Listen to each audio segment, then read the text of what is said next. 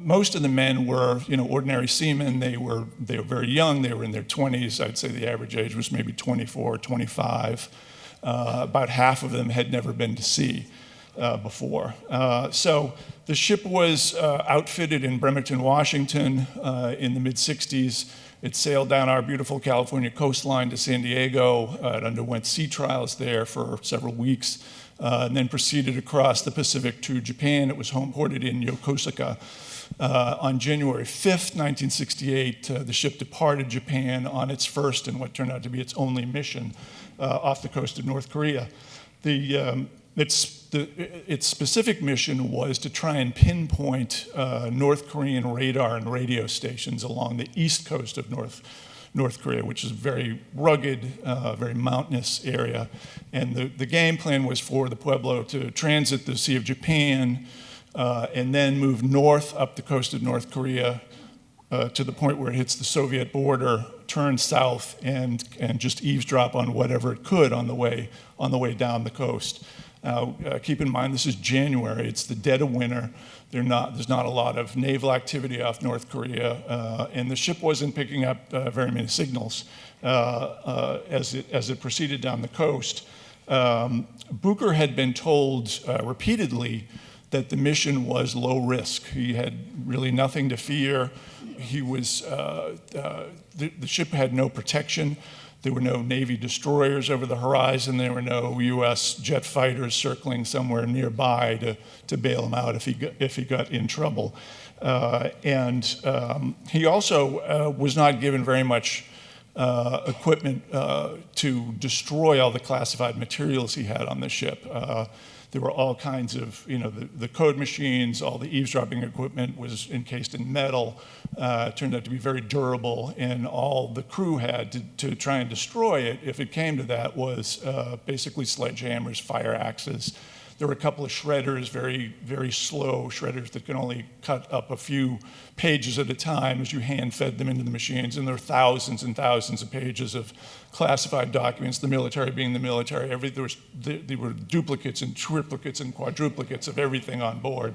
Booker should have been informed about, but was not. And what happened was that the North Koreans sent a team of 31 highly trained commandos into South Korea, and their orders were to invade the South Korean presidential residence, which is known as the Blue House, to locate the president, a gentleman by the name of Park Chung-hee, to kill him, specifically to decapitate him, to murder his entire family, to murder his security detail, and then to steal trucks from the motor pool and try and escape back to North Korea. This happens on a Sunday night at 10 p.m., it starts happening, and Booker arrives off the North Korean port of Wonsan on the morning of January 23rd. So less than 2 days later, he wanders into this situation where North and South Korea are toe-to-toe, they're ready for war, militaries on both sides are on high alert, everybody's terrified that war is going to break out, and Booker, unfortunately, and his men show up at that exact moment. Nobody has told them that this has happened. Nobody has warned them that, you might want to pull back maybe to 50 miles offshore. Maybe we should postpone your mission for a month or so and wait for things to cool down. Well, when we first got captured, it was something totally unique, to say the least. When we got off the train going from Wonsan to Pyongyang, the picture showing us with our hands up. Of course we were scared, but it was damn cold in Korea. Maybe some of the Marines in the audience, I know I met one that was in the Chosun Reservoir. It's damn cold in Korea, especially in January. But they took us from the train station to the place called the barn, and that's where the interrogation started. And it was quite challenging. The name, rank, and serial number is about all you get in boot camp. And they took me in, and of course, I did not know what our mission was. And that was the need to know for the basic part of the crew. That helped us out a lot. And when they took me in, what was your job? And I said, I chipped and painted the ship, and I steered it. And they didn't like my answer. And what is your job? I said, I chipped and painted the ship. Well, they have 82 other guys telling them the same thing. And so once, of course, they have our service records, and they're going through all the top secret records, and they're going through our service records. By the time they got down to my record, well, yeah, this guy's a musician. He doesn't know anything. So after they beat me up a couple, 3 interrogations, they left me alone. Well, in the barn, of course, our food was very limited, of course. I was about 180 pounds, and in about 6 weeks, I went down to about 120 pounds. Small dinner plate of rice, like the plate you have for your little canopies and cookies, small dinner plate of turnips, a little bit of grease on it, and hot water, and that's all we had for 6 weeks. Basic day would be, we'd get up about 5 o'clock in the morning, go out and do exercise for about 30 minutes, come back in, one deck would clean, one deck would eat breakfast, then we'd flip-flop, and then we'd sit in our rooms all day doing nothing, basically reading their propaganda. At noon, we'd have the noon meal, then we'd go out and play sports, be it football, basketball, volleyball. Go back in and just sit and hold the magazine in front of your face and basically go to sleep. Because if you're sleeping, you're not in North Korea. It was good to be a POW. I say that in jest because, fortunately, besides being disabled, I got to read.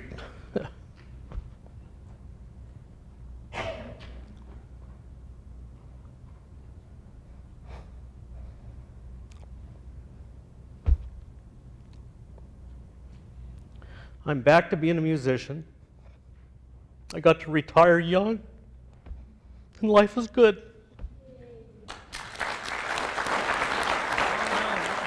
My dad was a West Point class of 1941 and had been in diplomatic military circles in Berlin and Paris, and was kind of brought into Panmunjom, where the negotiations took place. And he was a tough guy. He was smart and tough. He was a tanker. And he was kind of cherry-picked to say, well, we got a lot going on. We're not getting anywhere with the Pueblo negotiations. His counterpart in Panmunjom was a guy named General Pak, who was, a real puppet for the commies. And then these negotiations, which I'm going to show you a few little slides over here on the screen, just to kind of put a little color in things. This is just one of several photos at Panmunjom on the United Nations command on our side and the North Koreans on the other, where all of this would be done. And it's a demilitarized zone, so you'd have a lot of press and people looking in the windows. It was intense negotiation because the North Koreans would just go around and make up things, and there was a lot of games being played, but one of my dad's favorites was, they called him an imperialist Wall Street lackey. We love that. There was a lot of gamesmanship. There'd be, remember, you had to translate from English to Korean to Chinese. So it's just hours of sitting there listening. And the North Koreans would smoke cigars and cigarettes, which they purposely blew into on the American side. And the Americans rigged up some fans up here to blow the smoke back. So there was a lot of dead time to get this work done. Sometimes the North Koreans wouldn't show. And my dad, the United Nations command, had to figure out, now what are we going to do? But at the end of the day, there were 3 demands. The North Koreans wanted to give up the ship and return the men. A U.S. admission that we had violated the North Korean waters, an apology for that, and that it would never happen again. Those are the 3 things. After a bunch of small false starts, it took the wife of a State Department official who was privy to these negotiations to say, well, why don't you just sign the document and tell them what they want and then repudiate it after that? So that's what we did, leave it to the wife. So it was called an overrider receipt. Yes, we're going to sign the document, and then right after we sign it, we're going to repudiate it, just to get the crew back, and only for that reason. President Johnson at the time said, well, I'll go along with this nutty idea, as he called it, if my dad would sign it. And then, by the way, this is an interesting slide, the propaganda piece, and any of this stuff is available if anybody's interested, sort of what they would say on their side of the critique of all the awful things the Americans were doing. And then finally, on December 17th, my dad was instructed to tell General Pak to give him an ultimatum, that if you don't accept the override proposal, by December 23rd, in order for the crew to be back by Christmas, we're going to withdraw the offer, no more negotiating, and the North Koreans can take their chances with the incoming Republicans in the Nixon administration. So that was enough to put the heat on them. And this photo here is the actual signing. And remember, the North Koreans had no credibility. This is their document. This is the Korean version in the American document that we signed, saying we're so sorry we were in your space, and the document. But on December 23rd, my dad signed this document right here, pushed it across the table with the North Koreans milking it for the propaganda value. And across the bridge of no return, Commander Booker, Earl, all the other prisoners were not sure what was going on, but their nightmare was about to be over, and we got the release of the crew. And there's Commander Booker doing some talking right after it happened, and the one corpse. We have a military photograph. But that's the story, and I think what a great presentation. My personal belief is the Pueblo story should be a feature-length movie. It's a forgotten footnote in military history, and it's so important, especially with the North Koreans today, and I hope we see that one day.